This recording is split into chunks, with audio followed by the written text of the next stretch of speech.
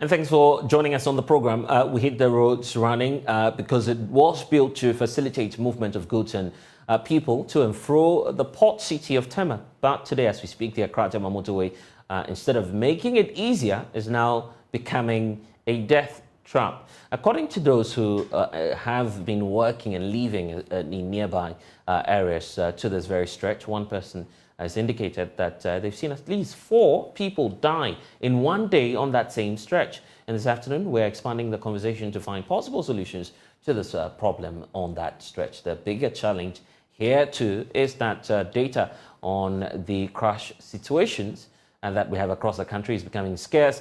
So we've had to rely heavily on unofficial sources, which we'll be bringing to you later on the show. But first of all, we take you live to the Tema motorway, where this evening we know that the rush hour will be getting underway. I would also like to hear from you if you have any experiences regarding the safety issues on that very stretch. Let us know and share your comments with us. Then we'll get to find out what your thoughts are.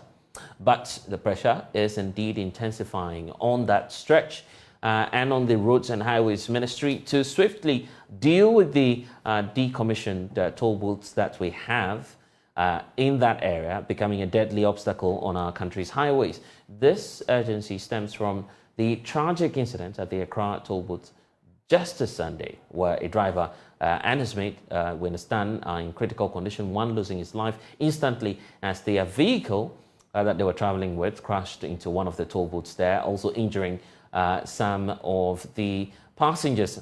That's adding to that grim toll. Another incident also occurred, as we know, in that location just hours later, leaving 4 others injured and individuals with some threatening injuries as well.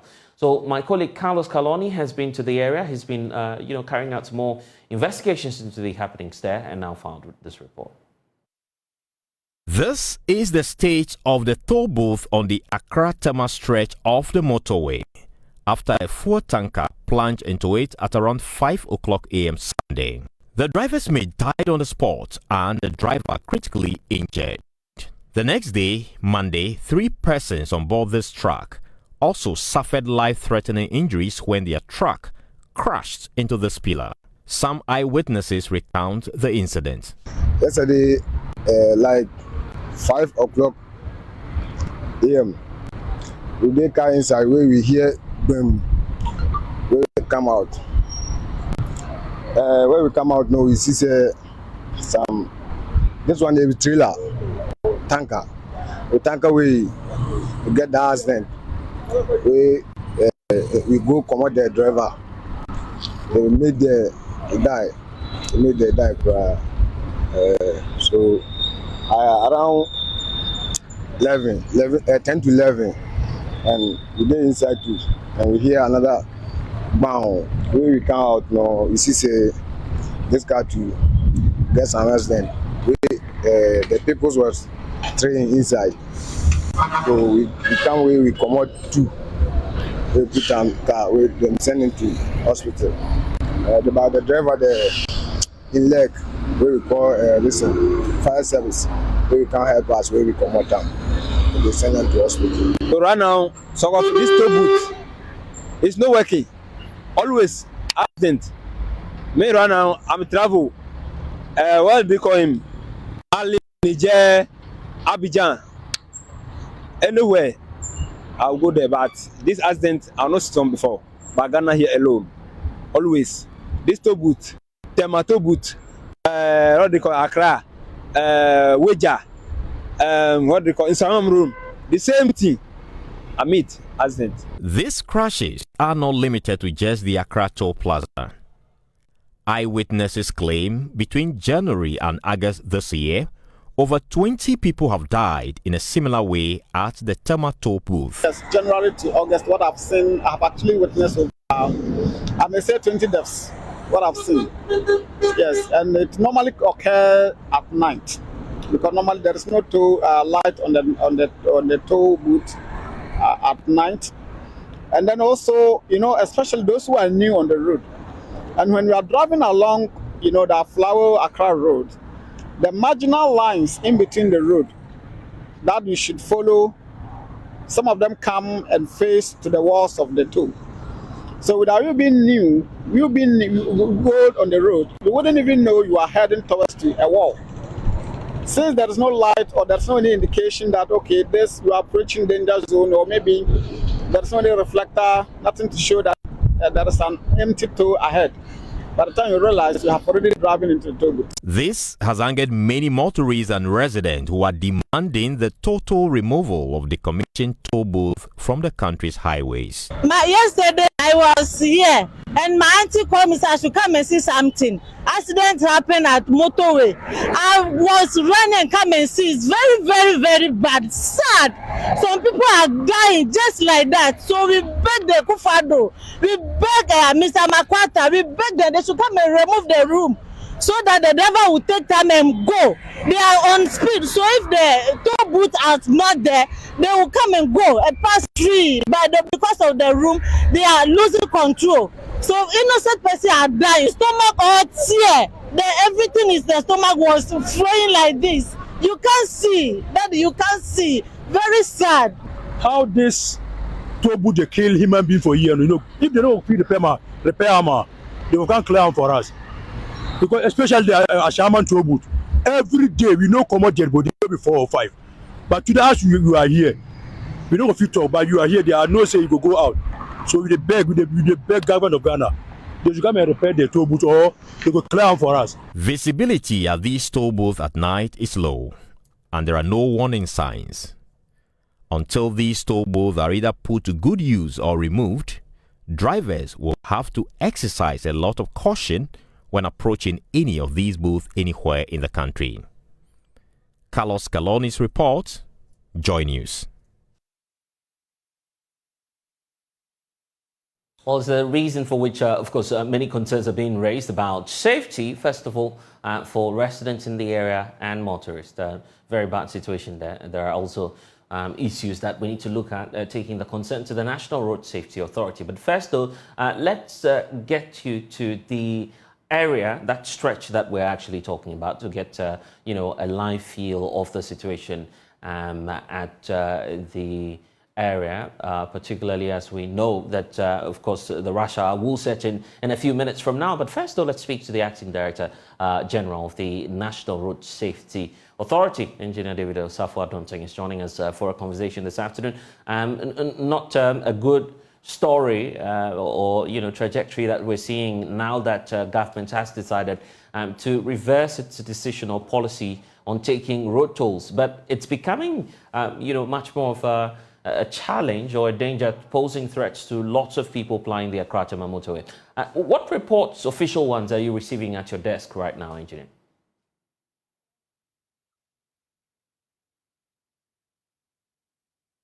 Sorry, good afternoon. Good afternoon. Yes, good afternoon, sir. Okay, and please, my name is Henry Asumeni. The Acting Director General is engaged now, so I am representing him on this platform. Right. What a timely intervention that is. But it's good to be having you here on the pulse. Let's get to the concerns. The concerns also about safety, as I was just pointing out. That stretch, especially at night, posing lots of danger to motorists. Have you received official reports on this? Yes, we have received some reports, especially on the whole stretch of the motorway, that people complain about how it is, the motorway is as at now, and how dangerous it is for people who ply on the motorway. And I think for some time, the road authorities have brought some interventions on the main stretch of the motorway to allow people free usage of that road out of danger. But one thing that keeps coming is the toll booth area, where we used to have these toll booths where we collect tolls, which are no more, but these structures are still there and posing a lot of danger. So yes, we have this, and we have for some time now been engaging these stakeholders in road safety, especially stakeholders who are in control of the motorway. And I think we have discussed a solution that very soon we will be seeing it being implemented, where we want there will be more visibility. And then on the roadway itself, the motorway is a 2-lane. But when you get to that area, it becomes, because of the booth at the time, we had about 4 to 5 booths there. So I think one of the solutions that has been proposed is to maintain the 2-lane from the beginning to the end. So in the 2-lane road, we would remove all obstacles from the roadway, so that people, when you start the road, you know that you are using a 2-lane road up to the end. And then there will be a blockade of those other the other booths, the 3 or 4 additional booths there. Yeah, so I see. We're still talking, and I'm sure very soon we will be seeing some visible activities, visible interventions around the toll booth. At the time government was making the announcements that, it was reversing the policy on toll booths, specifically on the Accra-Tema motorway stretch, what exit plan did you fashion out as the National Road Safety Authority? Okay, thank you very much. There is, apart from the rolling out of the policy that we won't be collecting tolls anymore, there was also a policy where the motorway is going to be expanded, which is still in the roadway. The motorway is going to be expanded. So in the interface where we'll be expanding the motorway, these would have been dealt with. But I think due to some constraints beyond all the actors, this expansion has delayed. And we need a quick intervention to prevent accidents, especially at these toll booth areas. And that is how come this intervention I just talked about is coming at play. So the immediate marching orders, the immediate marching orders, is that you're closing them down, breaking them down? What's going to happen? I guess that's all everyone is on the lookout for. Yeah, so as I said, for now, we are going to maintain the 2-lane. And when you get to the toll booth area, the other areas will be corded off. And then the 2-way road where you have this, where the toll booth used to stand between the first and the second lane will be taken off, so that there will be no blockade on the road, both at the Accra end and at the Tema end. How soon are we to expect that? Oh, I think even the contractor should be mobilizing to come to site to work on this. So very soon we'll see action. Because yesterday, all the major stakeholders were there to discuss this, and even the contractor himself too was there. So I'm sure the other panelists can give more light on this. But do you still consider the stretch from Accra to Tema using that highway? Do you still consider it as a motorway? It's becoming more or less a death trap. I mean, that's the concern now. I mean, do you still consider it to be a motorway? I think we've had this discussion before, where I personally mentioned that yes, although it is considered in the books as a motorway, its usage have been turned into a normal highway, and so even when you are using the road, although the speed limit on the road is 100 kilometers per hour, you are encouraged to not go up to even 80 kilometers per hour, because now there are a lot of activities along the road, such that you should take more precaution when you are using the roads. So I think we have had this conversation where we said, yes, the activities around the road has made the road less than usage of the road at speeds less than 100 kilometers per hour. I guess you're just being diplomatic now. You just don't want to use the word as it should be, that this is indeed a death trap. In fact, many people complaining about the Accra-Tema. Okay, we shouldn't be calling it a motorway now. Henry, just hold on for us. Also joining the conversation is Joseph Achu. Joseph Achu Amejake is the Director of Road Safety and also Environment at the Ghana Highway Authority. Very often we're giving the backlash, all of them, to the National Road Safety Commission or Authority, and yet we leave the Highway Authority out of the conversation. But it's instructive to note that much of the problem you see on that stretch, the blame should be going to you. Thank you very much. I'm grateful to be invited to join this program for this discussion. As you know, the motorway was built in the early 60s, I should think so, and has been in service for quite some decades now. And naturally, the quality or the condition, because of its usage, is the right quality is going down. But the government is taking measures to provide us with money to expand the motorway, like the former speaker has indicated. We are also equally concerned about the speed of accidents on the highway. You will agree with me that road safety is a shared responsibility. We have our role to play. Road users also have their role to play. What normally kills is the high average speeds that are maintained on the road. Though the right quality might not be the best, but we do expect that all of us as road users should exercise caution as we use the highway. As you go on the motorway, you observe that there are some distresses on the highway. Periodically, we take steps to rectify these distresses and make sure that we put it in a condition that at least can offer satisfactory service to our users. In terms of the situation at the toll booth, as the gentleman from the road safety has indicated, yesterday we were all at the site together with the MTTD to identify what we need to do to address the situation. And I'm happy that measures have been taken to ensure that we eliminate and also reduce the speed or frequency or severity of accidents at the toll booths.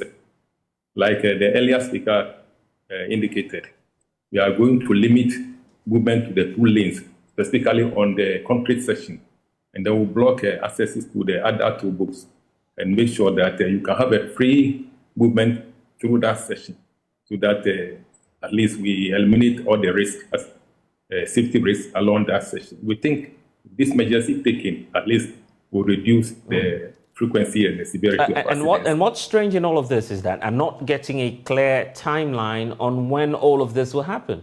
You just keep telling us about when that will happen. By today is Tuesday, is that not it? Yes.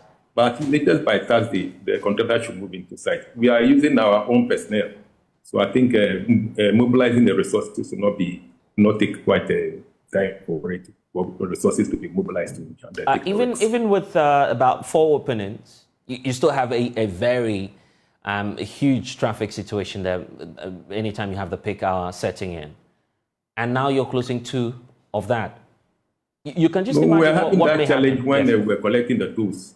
Now that we are not collecting tools, you will have a free movement along that section. Yeah, there's no tool collection at the toll booth. I know that very well, but I'm talking about even the current situation as of the time you revoked the collection of the tolls at that very point. We still have and do have very hectic traffic situations there. Now you're closing 2 of the openings. No, we are the 2 lanes, the 2 concrete lanes. We are blocking the access to other sections of the toll booth. But as you proceed from the mall and you are coming on the 2 lanes, you go straight. We are clearing all obstacles along the 2 lanes. So there's no need to veer up or divert to any other divert your course. You just go straight. The structures along that section will be eliminated, and therefore you will not be impeded. You will just go straight through it, and then we don't think anybody will encounter any challenge around that. Okay, that sounds good. The hope is just that it might work. We would have to wait to see what you would engineer there. But beyond that, there's also the concern even about street lights. Total darkness on that stretch if you move through the Kratama motorway at night. You're aware of this? Okay. Measures are being taken now to not only motorway, all over the country, major sections along the highway. Measures will be taken to address all those concerns. I'm sorry, with all due respect, is it the case that you are now recognizing all of these challenges, or you've been constrained in terms of funding, perhaps, or maybe some other factors? These quests are major works. If you go to any country and want to know whether the country is ready, just look at their rules. Road works involves a lot of money. And normally, before you are given approval, you have to seek approval. So the estimates have been sent for approval, and we anticipate that very soon we'll get the approval to implement the works. Okay, just hold on for us. We need to, of course, just get a live feel of what's happening on that stretch as we speak. Perhaps it will inform your contribution to the show as well, and what you plan to do about what's happening on the Accra-Tema motorway. But we don't want to call it a motorway now because it's obvious that it's becoming a highway, more or less. Carlos Caloni, my colleague with the Joy Newsroom here, is stationed there looking at the situation for us now. Carlos, so what I see is the Toll Plaza, obviously painting a picture of where the last unfortunate accident occurred. What more is happening on that stretch days after the crashes?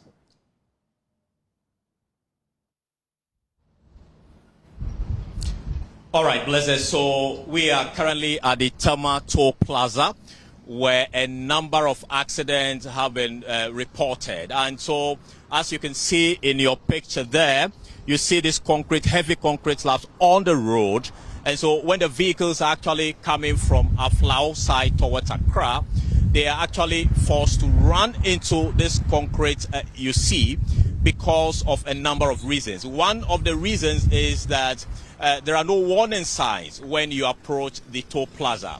Another reason is that the marginal markings on the road are forcing drivers to switch lanes, and most of these markings go straight into the concrete. And so according to those who have been, are around here, they've been telling us that since January up to now, they've had over 100 road crashes here, and they are putting the death toll to about 20 and beyond. And so we'll be speaking with a number of the guys who are here, who are going to share their story with us, what they have seen so far, so we can really understand the situation. So you are live on Joy News. You have witnessed a number of road crashes at this particular spot. What can you tell us? What have you seen?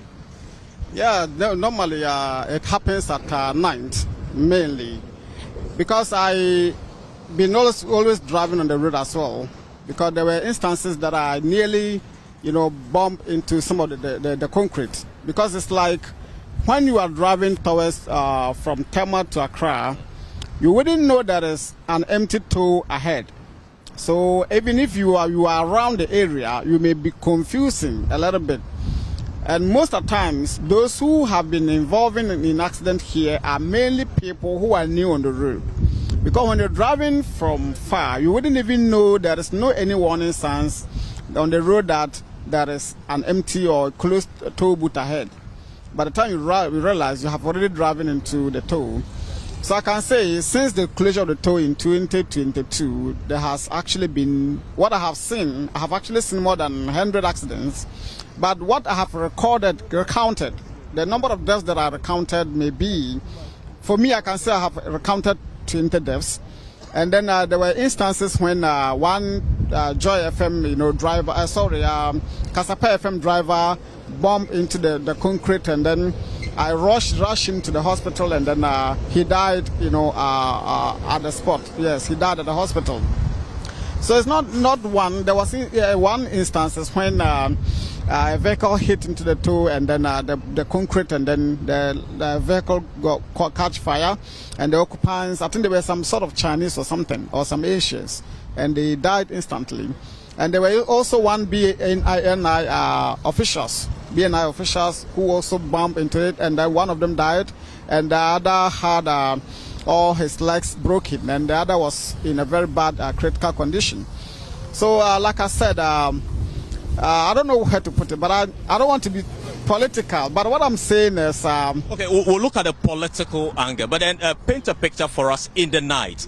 How does this place look like? The fact that we don't have street lights and no warning signs here. Paint a picture for us. Yes, at night it looked very dark.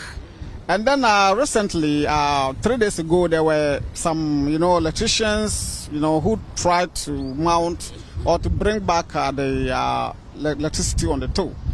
So I didn't know, but then I just got information that the MCE for Ponkatamaso drove into the toll and also involved in accident. But so I may be sure that was the main reason they came to mount, to bring back the lights. So the question that I'm asking myself is, so must we be, so if politicians are not those involving, or maybe, let's say for instance, if politicians involved in the accident much earlier, maybe they would have do something or what they supposed to be done earlier. Though what I have done, placing the light or bringing back the light alone is not enough. It is not enough. What maybe they should do immediately is maybe by placing bombs or rubbles, you know, on the road, at least, and also warning signs, you know, so that motorists, especially those who are new on the road, will know, you know, there is a danger ahead. I am a social commentator myself, and then I run a page called Kwame Nkrumah TV on TikTok and on YouTube. And I even made a couple of, I think since the day the toll was closed, the next day there was an accident. I made a video and then on TikTok, and then, yeah. Okay, so tell us, when this accident happened, do you have any ambulance station here that takes care of these victims? No, there has not been any ambulance. So what happens to the victims? What do you do to them? You know, normally that's what we do. Our culture, we are so supportive. So anytime at all something like that happen, maybe you stop, maybe a good Samaritan may stop his vehicle so that we convey the patient into his vehicle, and then we take them to the hospital, or sometimes we use a motorbike sometimes, and then if the patients are not in critical conditions, we use motorbikes sometimes, conveying them to the hospital. Yeah, that's what we do. All right, thank you. So what do you want the authorities to do about this particular toll booth? Do you want it removed, or you want it to be reconstructed for use? Yes, definitely.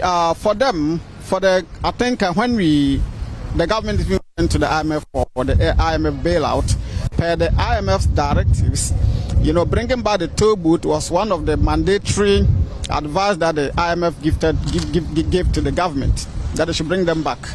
Because the toll was giving Ghana 10 million Ghana cedi. So you are of the opinion that they should bring it back? Of course, you know, bringing it, but maybe if this toll was in operation, we wouldn't have gone to beg for this conditional loan that the next 3 generations are going to pay for the mistake we make today. All right. Yes. Okay. So, like, because these are loans that we've been taking, they are slavery.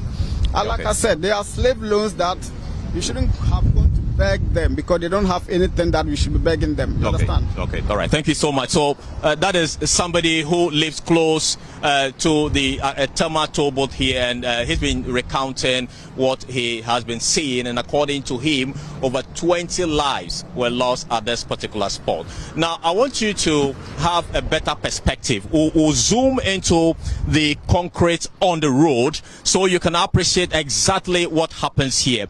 Now, the vehicles that are moving from Aflau towards the toll plaza, they run into some of these concrete slabs, I'll call them, and then because of bad lighting, they are sometimes they are involved in accident, and some of them, when they are coming all the way from the Aflau side, they are forced to switch the lanes, and some of these lanes run straight into the concrete slabs. And so that has been the situation. And so if you come here, you realize that this toll booth, which hitherto used to be used to collect tolls for the country, they've all broken down.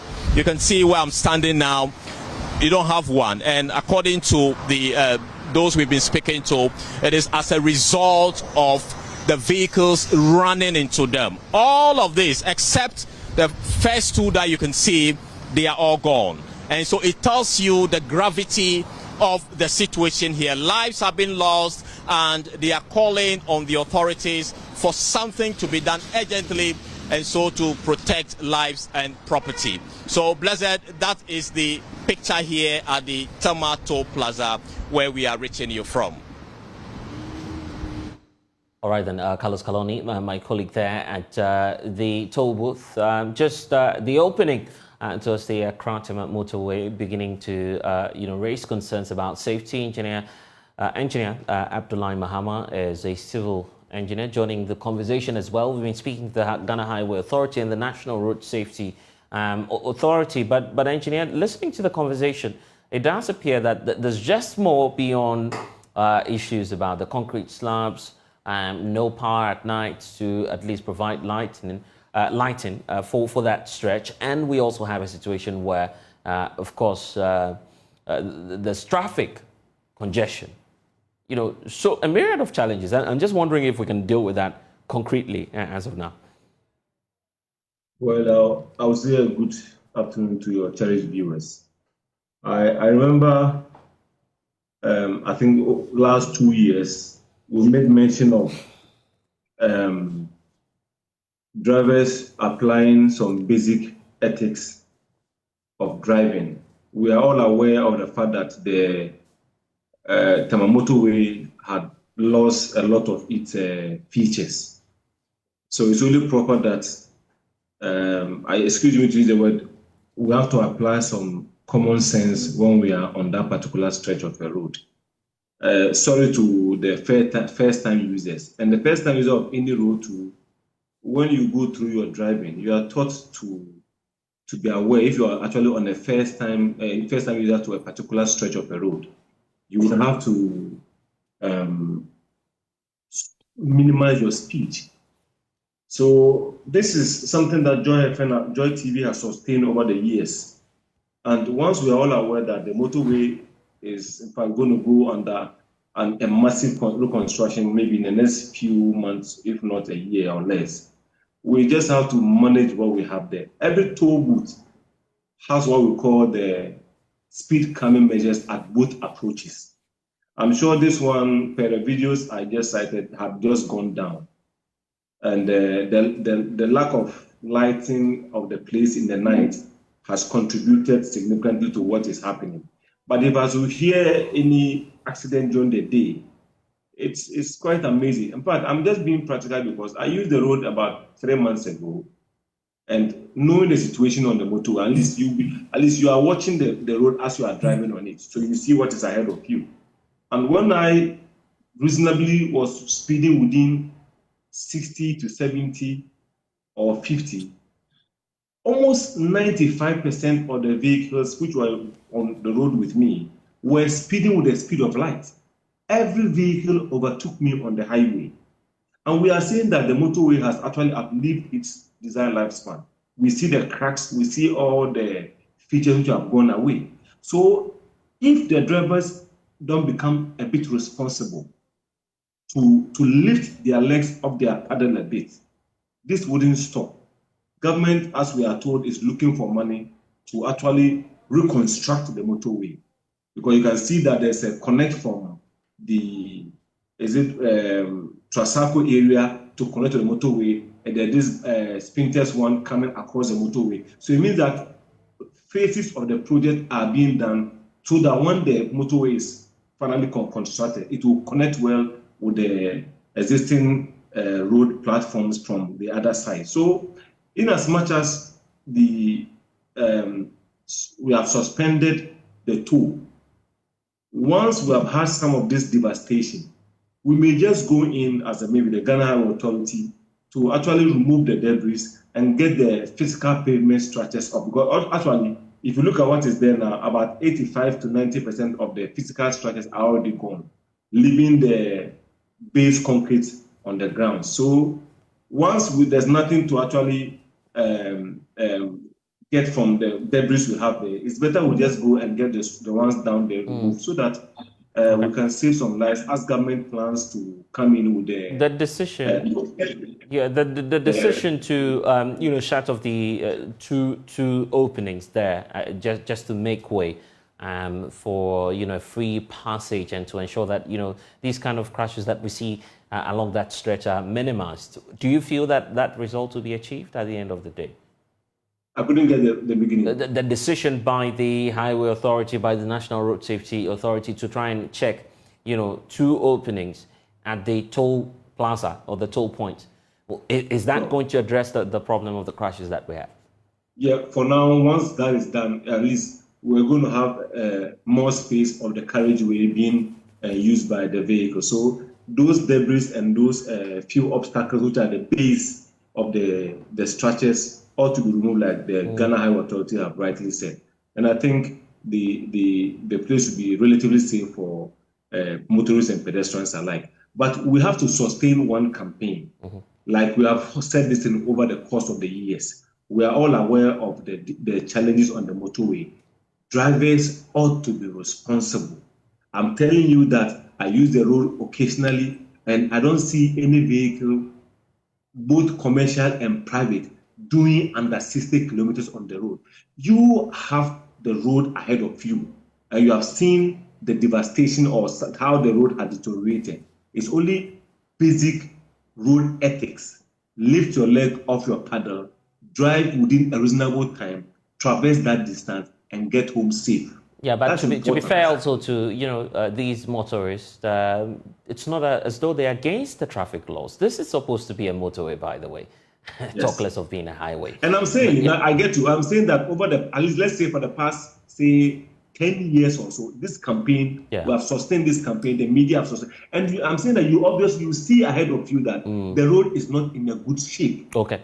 So the fact that the name is a motorway doesn't necessarily mean that you have to drive beyond a certain limit. The design of the motorway was 100 kilometers per hour. And as it stands there, anyone who does beyond 70 kilometers per hour is putting his life at risk. I see. Henry, how about the considerations along having police visibility there, MTTD stationed there just to check traffic? Okay, thank you very much. But if you have heard the news, I'm sure you have heard it being in the media circles, and Ghanaians have heard it, that the police, MTTD, is actually going fully automated. And one of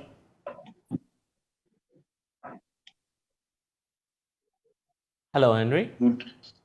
Henry, we lost you briefly. If you could just take that point for us again. Okay, thank you. I'm saying that I'm sure we have all heard that the MTTD is going automation. Yeah. Henry, we're with you. We can hear you. Where they are going to install some cameras along the roads. Some will be in vehicle, some will be fixed, and then some will be used on posts. So is that we could find cameras, especially the in-vehicle cameras. So this is something that's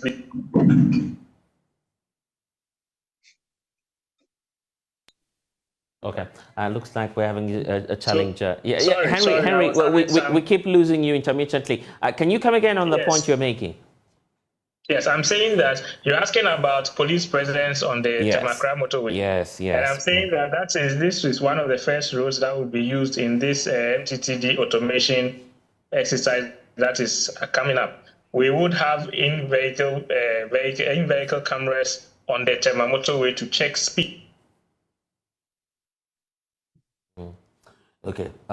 We'll just.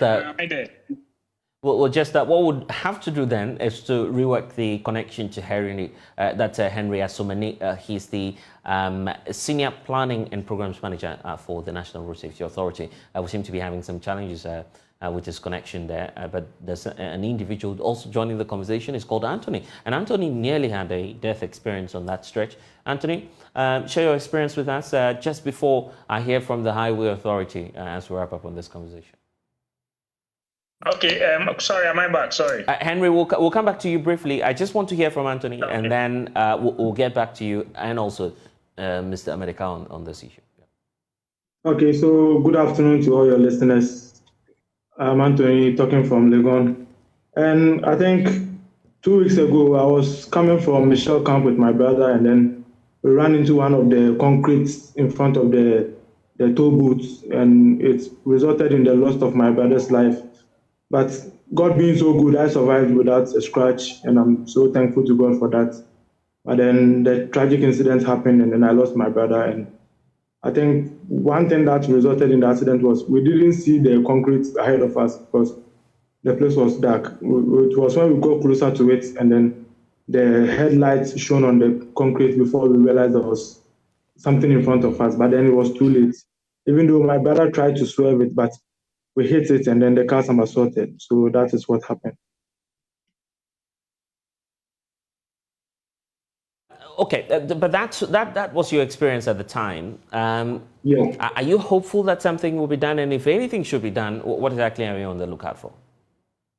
Oh, okay, I am very hopeful that something will be done. I think something that keeps taking lives and keeps putting lives at risk. I think the police told me that they were working on it. They had spoken to the road safety and the toll booth operators to get something done about it. and so they are hoping that something will be done. And personally, I'm hopeful that something will happen because I don't wish for what happened to my brother to happen to any other Ghanaian out there because every life is precious. So I believe that something will be done about it. Okay, and for those who usually go on that stretch, what's the scariest point? And just paint that mental picture for our viewers to know about it. Okay, I think the scariest point for me was how we didn't expect what we saw because it wasn't like we were watching somewhere else, but we were just entering the road and somebody entering a new road, you can't be looking elsewhere, you just be focused. But then we couldn't see what was ahead of us because the place was kind of dark at the moment. So we couldn't see before we realized everything had happened already. And it happened so fast that you can't even think about what to do. So that was the scariest part of it for me. Yeah. This must be a very traumatic experience for you, Anthony. But Mr. Amejake, the point about what the Highway Authority would do beyond Thursday, just shutting off 2 entry points, also trying to ensure that there's a free flow of traffic. Beyond that, what's the long-term plan and how soon will we see work begin? Thank you very much.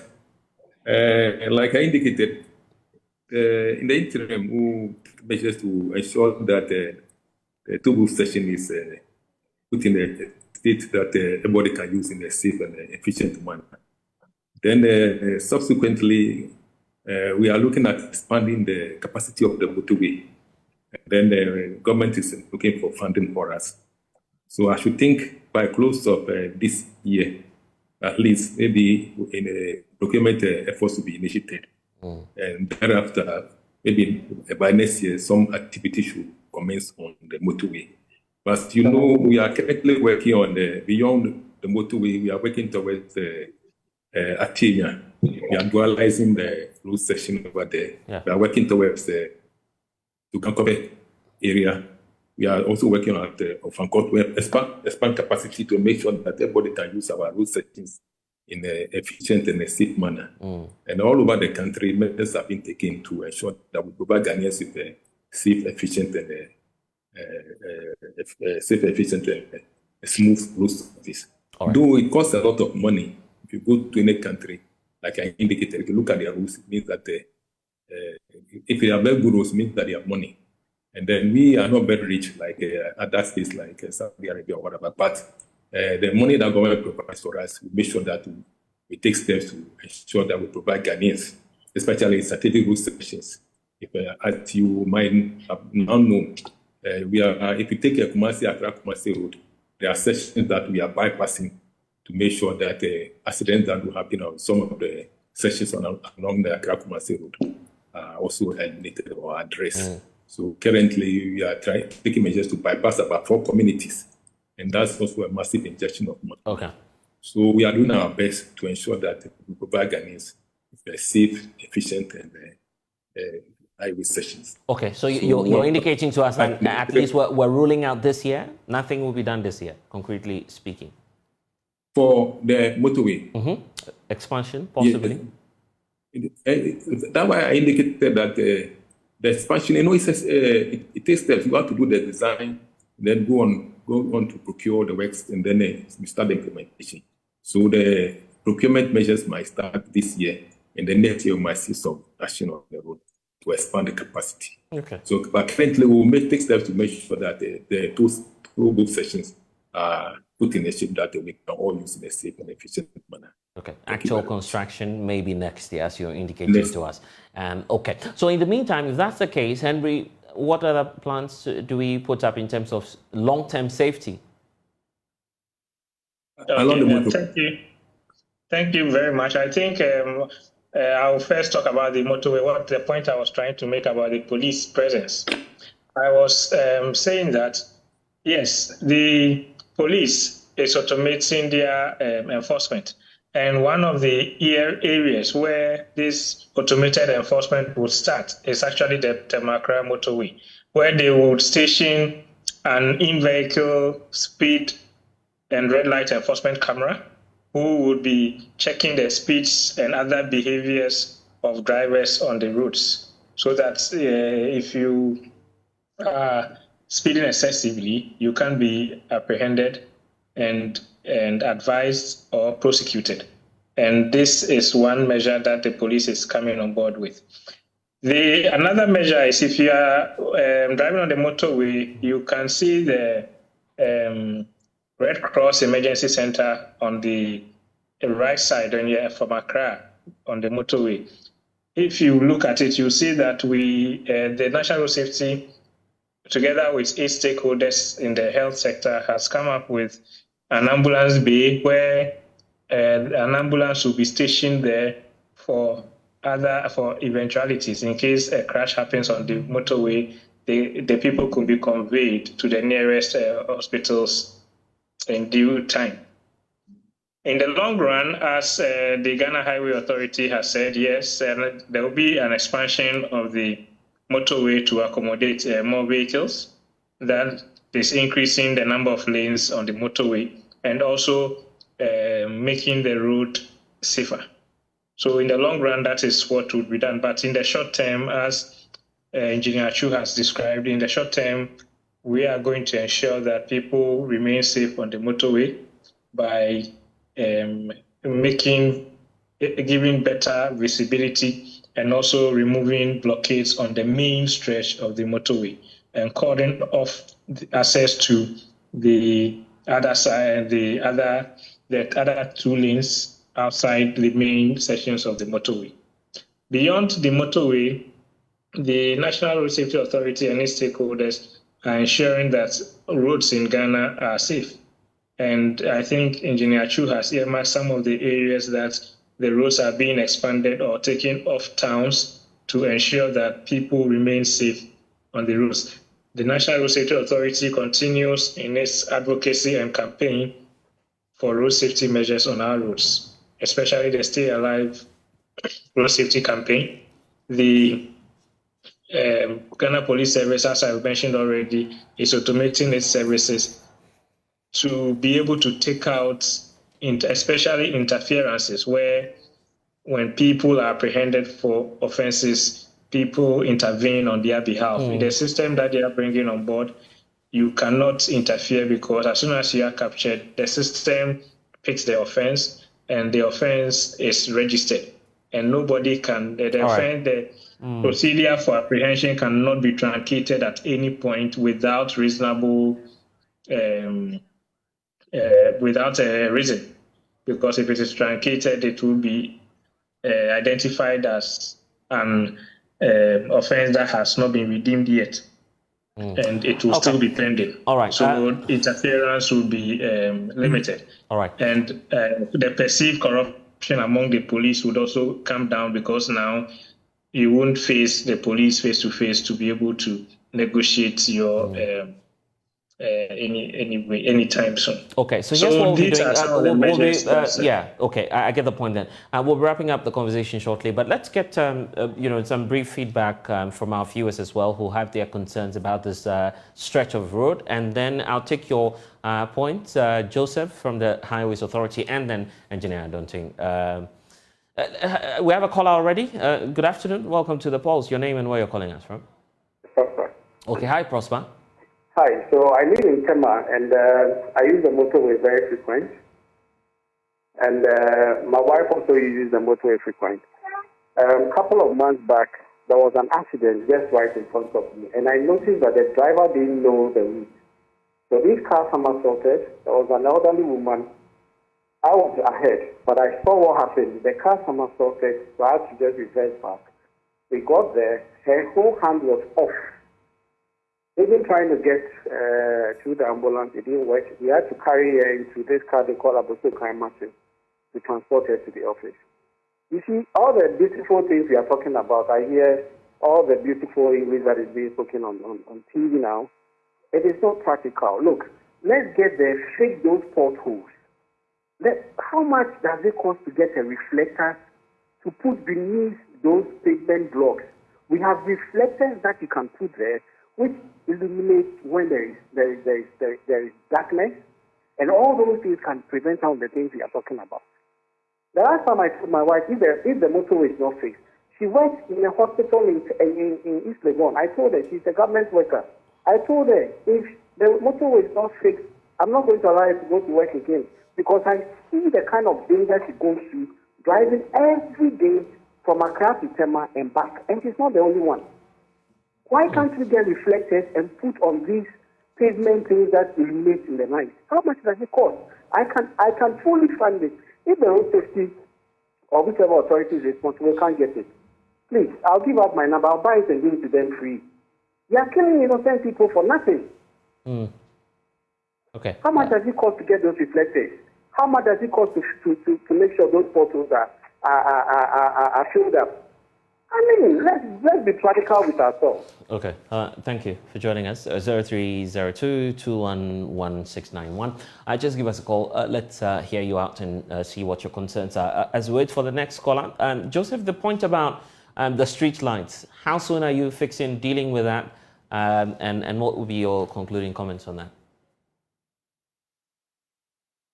The immediate step is to make sure that along the two-book section, we fix the solar traffic lights. So we want to provide about 12 to 20 street lights, solar-powered street lights along the two-book section. And the last caller just mentioned about the reflective tips or reflectors that should have been placed on the two books, and then about 2 weeks ago we fixed some. These are, as you can see, these are the estates that I have in my office. It's not that action has not been taken. Okay. We bought a lot of them. We fixed them on the concrete, and then the two books. These are the estates that I have in my office. So we want to appeal to road users that they should use the highway safely. They must use it in a safe manner. Okay. Like I indicated, road safety is a shared responsibility. We have our role to play. Road users also have their role to play. Yeah. If we even build the very best rules for them and they don't use it in a safe manner, we still have accidents. Okay. So we are appealing to everybody. I see. So let's hear from Edwin. Edwin, who's also joining the conversation from Kaneshi. Edwin? Yeah, Edwin. I'm calling from Kaneshi. Right. Yes, I'm into construction, so I used to use the road a lot of times. Actually, I nearly had an accident there, so since then I started to use the Nungwa side of things. But my issue is very, very simple. I mean, I'm sure you have talked to engineers and those into construction. Why are they using the wrong materials to fill the potholes on the motorway? Why are they using the wrong material? You know, they use bitumen, if I'm not mistaken. They use bitumen or whatever it is. And then when the sun shines, then it melts. Then it creates some kind of depression on the street. So why aren't they, all this money that they have, why can't they use the right material to fill the road? And let the road, if it's concrete, let them use concrete. You understand what I'm saying? That's my issue. Okay. Thank you, Adrian, for sharing your thoughts. Engineer Adonte? So sorry, as I said. Engineer Mama, sorry. Yes, sorry. Okay. Is it Henry or Engineer? Yeah, Engineer Mama. So sorry, apologies for that. Yeah. Yeah. So whatever the DHA engineer has stated, if it is done within the shortest possible time, that is the practical solution to the problem. Like he said, you can see from the video that you were showing that there were reflectors at the base of the structures. And secondly, the caller who just called in, he was talking about the asphalt being used for the repair works and that it melts. It's just that the asphalt is a flexible pavement and then the concrete is a rigid pavement. So it's just the deflection of the load that goes onto the asphalt that you see. It's not like the temperature of the environment is the one which is melting the asphalt. But that is used. It's not the wrong material to use asphalt to address it. It's just that it's because we are dealing with a smaller area. That's why we are having it. Otherwise, if you look at all the bridges in the country, all the vehicular bridges, on top of the bridge, even though there's a concrete, there's still an asphalt layer on it. It's just that if you are dealing with a wider area, they only have the spillage that you will see on the motorway as he was alluding. So I think that if the GHA addresses what they have said, that's a possible solution. First, getting the lights to function at the approaches of the bridge. Secondly, if the GHA knows that the construction will come in the nearest, the shortest possible time, and it may come in before the reconstruction, the laws will be. I don't know whether they pass for the toll booth to come back into operation.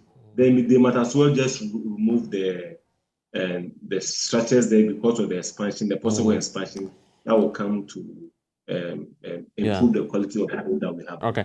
Some more comments we have on the WhatsApp platform. Does it mean that Ghana has not planned for this road over the period? I think we need to be proactive, and foresight must come through in leading this country. That's from Viglo, who's also watching.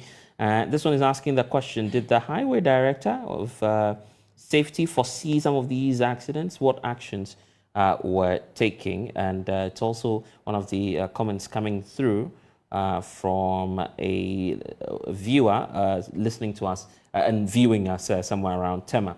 Maybe that's to Joseph. And we also have the very final one here indicating that the road minister should be arrested for the mess and be questioned for all of these tragedies. That's coming through from one of our viewers as well. Thank you all for sending your message. Henry, you want to touch on that as we wrap up? Okay, thank you very much. As a wrap up, I wanted to say that as Engineer Chu said, road safety is a shared and collective responsibility, and road safety starts with you. So as we all use the motorway, we should take caution because of the environment we find ourselves in. So let us try as much as possible to use the motorway cautiously, but authorities are also doing their best to make the Tema-Accra motorway safe for all who would use the roads.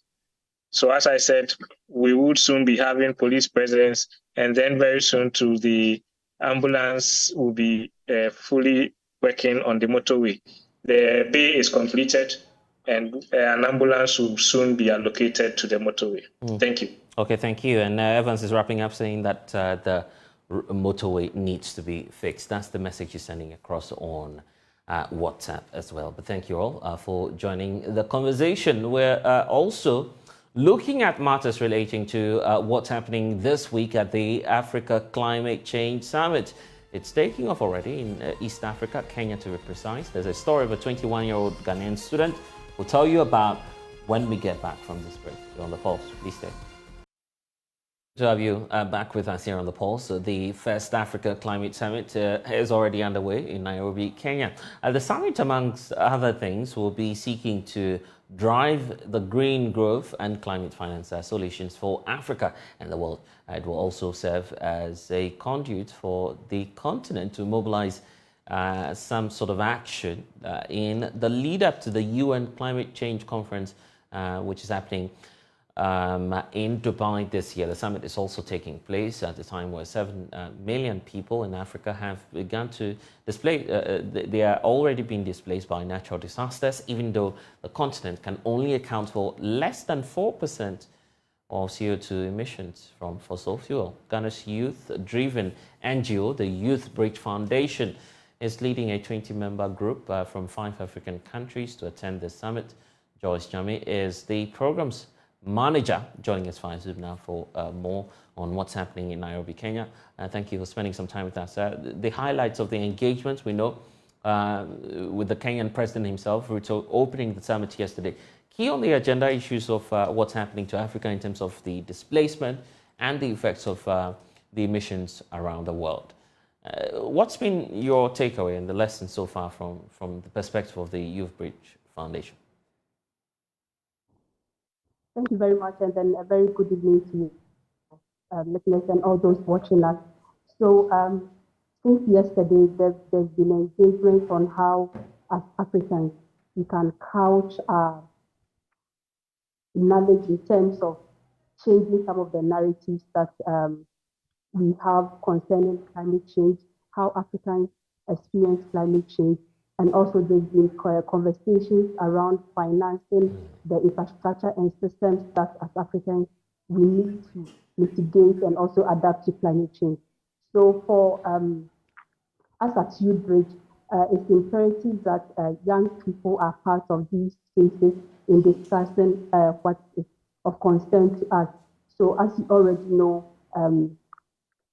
earlier we had participated in the African Youth Assembly, and then that was a huge platform that I think the summit had facilitated in making sure that young people were given the platform to discuss among themselves and also couch a narrative that the head of state, who will be participating in this summit, would consider in coming to conclusions ahead of COP28.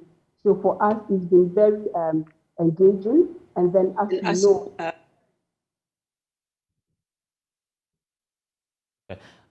looks like we're having some challenge there. If you can hear me, the point also about your participation this year in the summit, you're there together with a team of other individuals there. Just tell us about, the message you're sending across from Ghana into, this conference as you engage other stakeholders. What would that be? For us, one of the key messages we wanted to bring across, and then we've been able to highlight in all the platforms that we've been part of, is the fact that there is a need for African governments to pay attention to indigenous young people. So for us, we managed to mobilize young people across 5 African countries to participate in the Youth Summit as well as the main summit itself. So what we are driving across is the fact that there are nature-based solutions that we need to embrace in trying to mitigate and adapt to climate change as Africans. So of all the countries that we are bringing the young people from, these young people have initiated nature-based solutions that they are supporting in their various communities to make sure that climate change does not really affect the community people as it has to be. So this is the message that we've been sending across, that yes, nature-based solutions are the alternative for sustainable climate actions. Okay, and we know that there's also a 21-year-old who's part of the delegation this year, making some strides already. What's the story of this young girl? Okay, so as I mentioned, it's high time African states and governments pay attention to young people. And then for us at Youth Foundation, one of the critical things that we are particular about is facilitating the spaces for young people from indigenous communities to contribute to policy making. So we had initiated a project called the Diapa Youth Reforestation Project in Bokrom. And then what the project sought to do is to mobilize young people to plant medicinal seedlings on degraded land.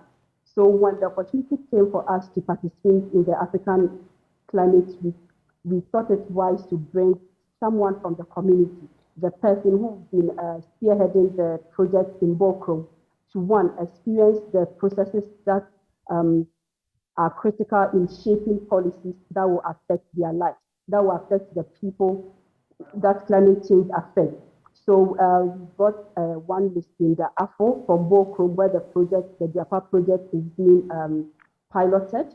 And then she's been with us, and most of the spaces that we go to, we make sure that, yes, even though it's YBF, as the project lead, I'm the one supposed to speak on certain issues.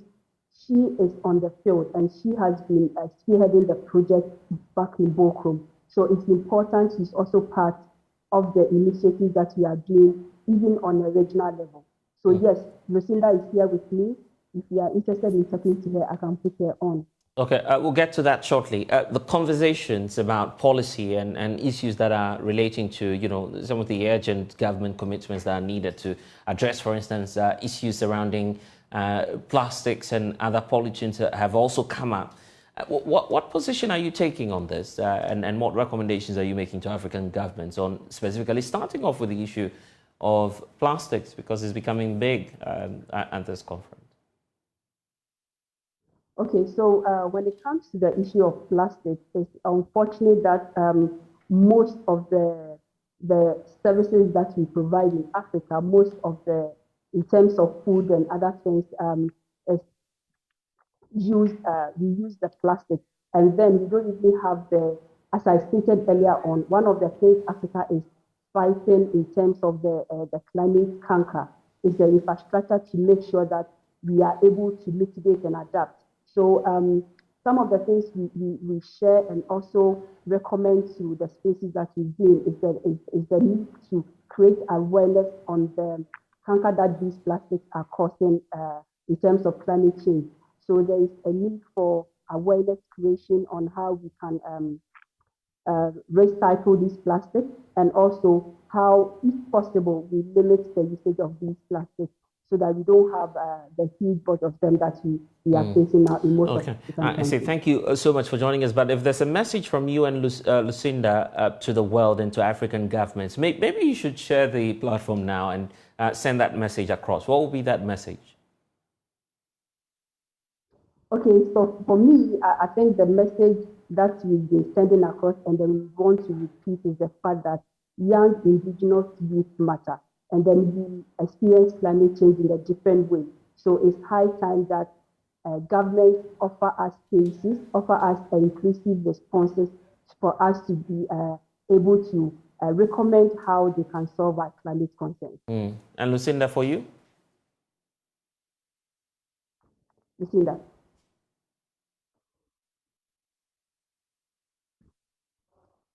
Okay. Lucinda, I hope you can hear me.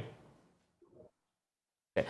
We'll definitely. It appears that we've lost them there. Okay, Lucinda is here with us. Yes, your message briefly.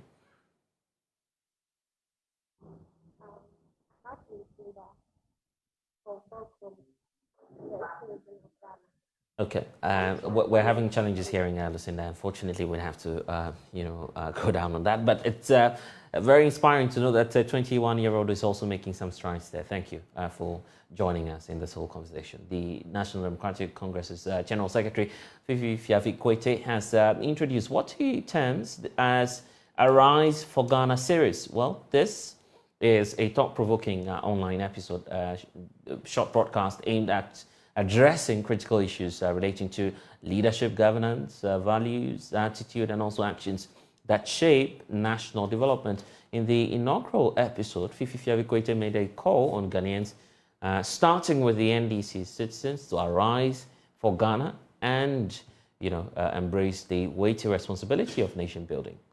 We hear from, of course, the General Secretary shortly on this. Before, though, we take a look at the first episode of the Arise for Ghana series.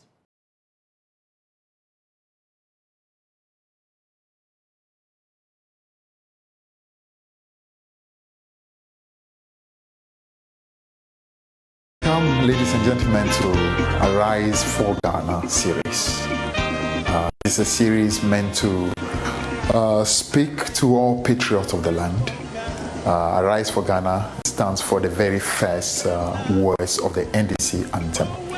So this is actually a series to make a call on a weekly basis to all patriots of the land, starting with the members of the NDC, and through the members of the NDC, reaching out to all Ghanaians, even including MPP people, calling on them to arise for the nation and become much more patriotic for the nation.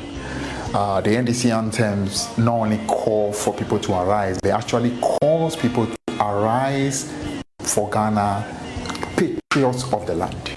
It tells you that's a party whose main concern is to raise people who love this country, who are patriotic, who put this country first. So this series is going to be one that on a weekly basis we'll be looking at different aspects in terms of raising the consciousness of our people, making us love our country more, become much more dedicated to our nation. The very first for today starts with a call to arise for Ghana. Now what we are asking for here is simple. It's a nation that is reached across crossroads, a nation that is calling on all its children to think about our situation. That situation is calling for a new leadership, a leadership that will be concerned about the well-being of the country, a leadership that is aware that the youth of the country are losing hope in the political establishment. And that has come about because of breaking of promises, a policy that isn't just about power for the sake of power, politics that's not looking at the well-being of a nation, not thinking about the future of our children. NDC wants to rise to that next level. a level where politics is not just be for convenient grabbing of power, but politics is concerned about having leaders that can be trustworthy, leaders who can be relied upon to put the well-being and the interests of the people of Ghana as number one. We were the first party in the Fourth Republic, formed on 10th June 1992, way ahead of the NPP. And when we were formed, we came up with this anthem that said, "Arise, arise for Ghana, all patriots of the land." We are the real patriotic people. We are the people who love this country. And if there is any group that has to rise in this moment of the darkness that's engulfing our country, this is the NDC. So this is a call to you, millions of supporters out there. That's a moment for you to rise to the responsibility that Ghana is calling for.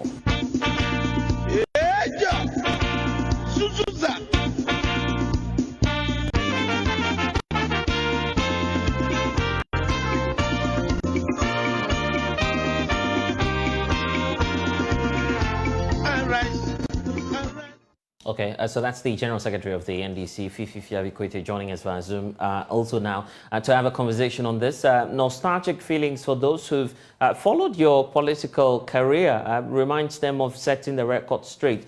What's different now that you're, changing nomenclature for SAM and going in for a Rise for Change? Are you bringing the same energy on, or perhaps something new?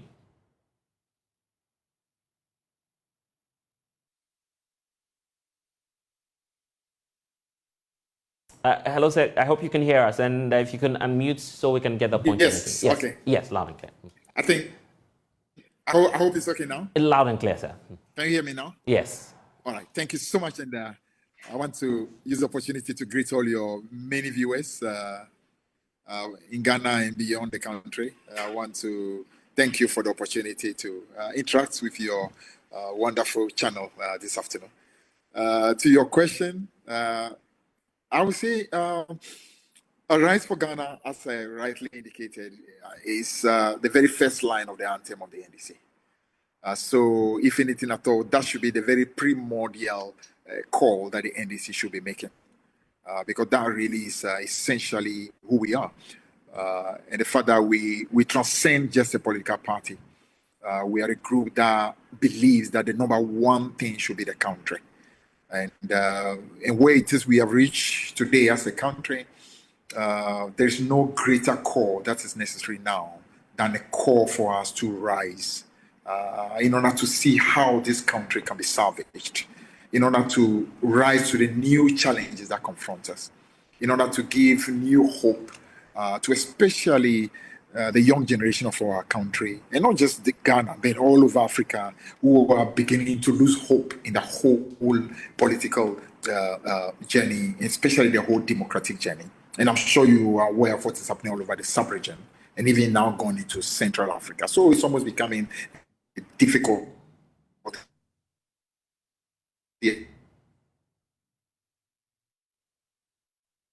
Across the continent now, where people are losing, and there's a need for us who find ourselves leading political parties to start rising to a whole new challenge, and also being able to take the country along with us. So this series, Rise for Ghana series, is in that direction.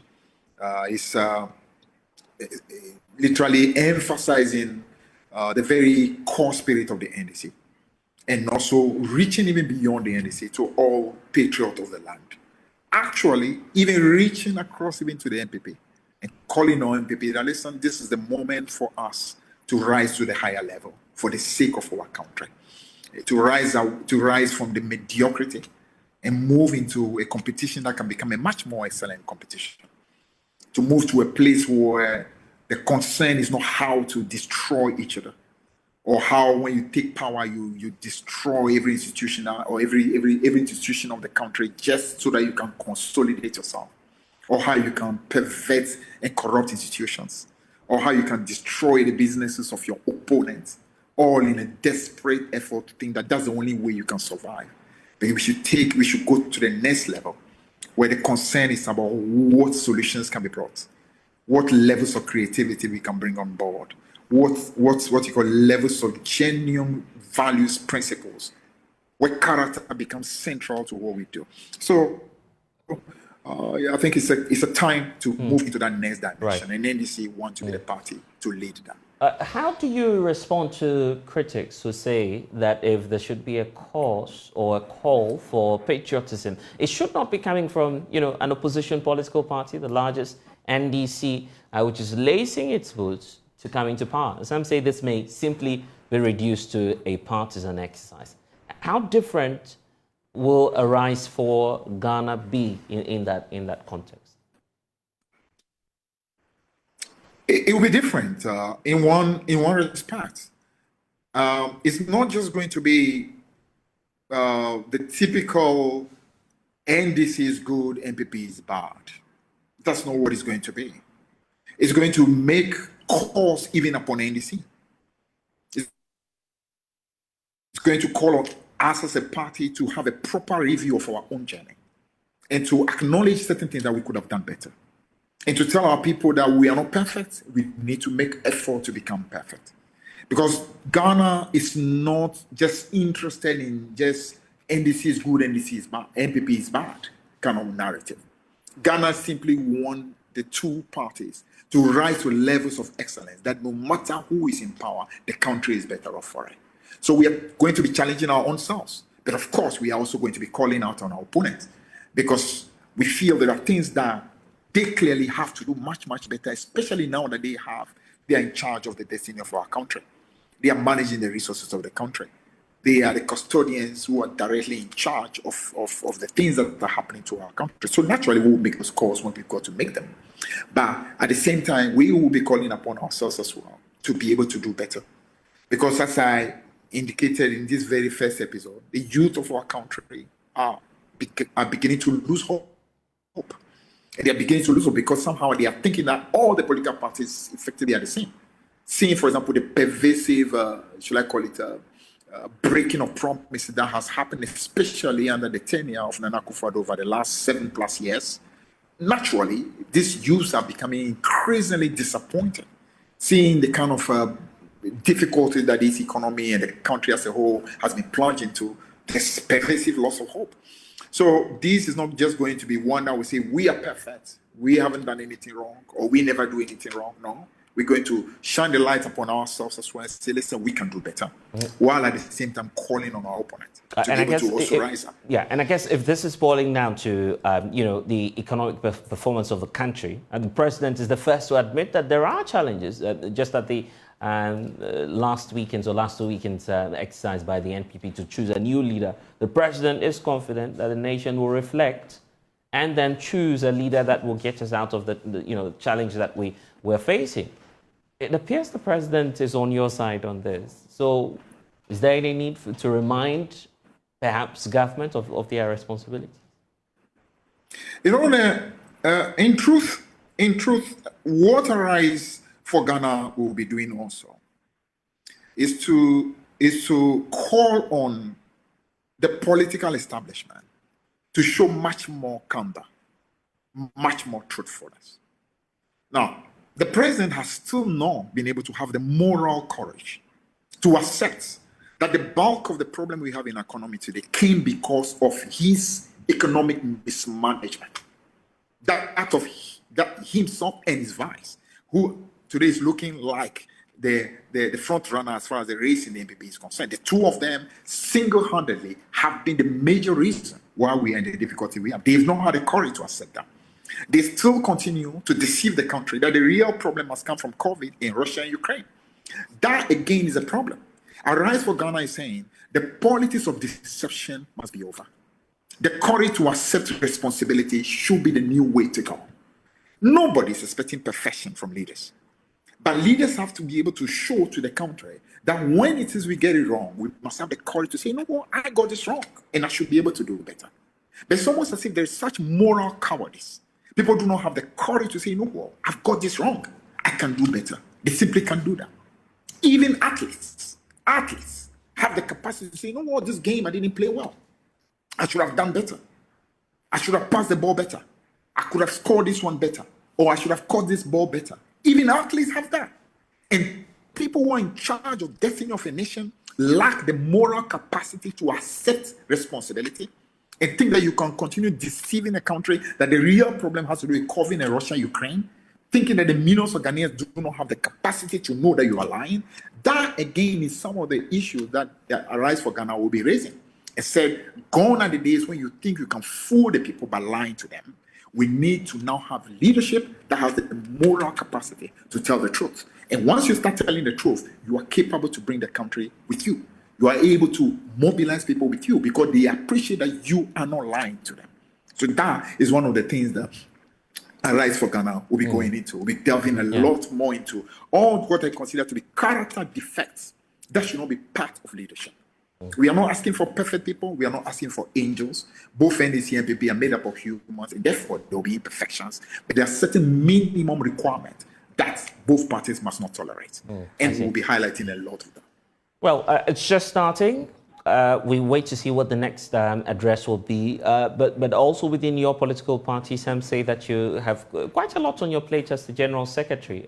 Your party is also running other programs similar to news conferences addressing matters of national importance. Are you up to the task? Yes, of course. As you know, I mean, we have a lot to do. As we are preparing, for example, to move into limited registration exercise. That's going to be a very massive exercise. We're having our issues with the Electoral Commission, so we haven't completely resolved some of those issues. We think, for example, that that's one institution, for example, that, and again, Arise for Ghana will be talking a lot about some of these institutions that have effectively become perfected institutions. Institutions that are simply, institutions that think that their job is simply to become appendages of the ruling party. Do things that will make the ruling party happy. No, your job is to do professional job. You are here for the state, not for any political party. And we'll be calling on some of these institutions to have to do what is right. And NDC will be expecting that if we are in power, we expect institutions to do what is right as well. That's the only way we are going to be making the progress that this country requires, where people will appreciate that they are not placed there to become servant to a political party, but they are placed there first and foremost to make sure the interests of the millions of Ghanaians continue to be safeguarded and also generations unborn. Okay, this sounds like a national exercise. Let's see if you'd maintain that. Fifi Fiabikwete, thank you for spending some time with us here on the Joy News channel. He's the General Secretary of the largest opposition party, the National Democratic Congress. So that's it for Arise for Change, but there are growing concerns also about the increasing number of homeless children and women struggling in the national capital. According to the Gender Ministry, there is an estimated 50,000 homeless persons in the country. CEO and founder of the team CSR, that's Jonathan Ikema, believes that more needs to be done to provide a safety net for the vulnerable in society. He made the call when his foundation visited the Porter's Village shelter at Dodua here in Accra. Providing a safety net for the vulnerable in Ghana has become an albatross in the neck of successive governments. Loitering on the streets by homeless children in the national capital is commonplace. While successive governments have initiated interventions to deal with the situation, it seems to have made little impact in getting the children off the streets. Speaking at a ceremony to present educational material to children at the Porter's Village shelter for battered women and children at Dodua, founder of the Team CSR Ghana, Jonathan Ikema, called on corporate Ghana and public-spirited individuals to assist government and homelessness in the country. It's a major problem, and I know, we depend so much on the government, but the government can't do everything.